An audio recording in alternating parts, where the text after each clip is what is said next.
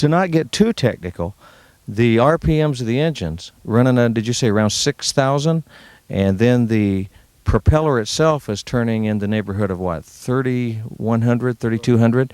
So that's where the power curve comes from. You can really wind up the engine, but by gear reducing that propeller, that's where you really get that torque for takeoff and flying.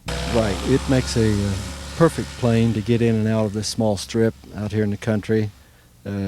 Quick takeoff because of that torque and the quick performance of the two-stroke engine, lightweight. I can take off in approximately 300 feet with no problem and climb at a good rate. What are the numbers? Empty weight? My original weight was 483 pounds for the aircraft. That'd be without gasoline and oil in it. Right. And then as far as takeoff and cruise, you have 2 hours fuel range, and you can cruise along at what speed? Cruise at 95, actually.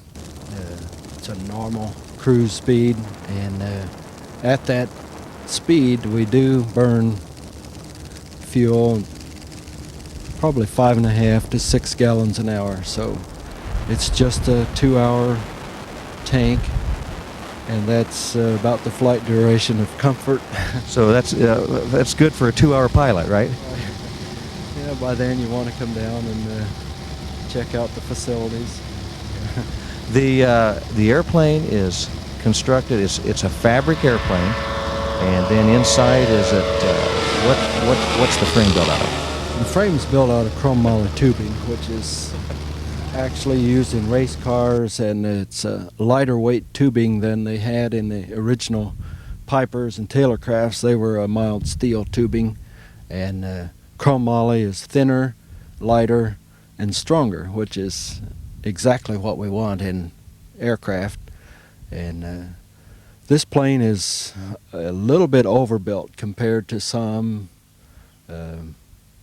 It's larger tubing, and construction is just it's a very rugged construction in this aircraft, and really designed to operate off grass airstrips.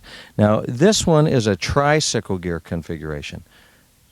Do they build one in a conventional or what we call a tail dragger version? Yes, they do, and it was hard to choose between the two. As my first flying lessons were in tail dragger, and that always sticks with you.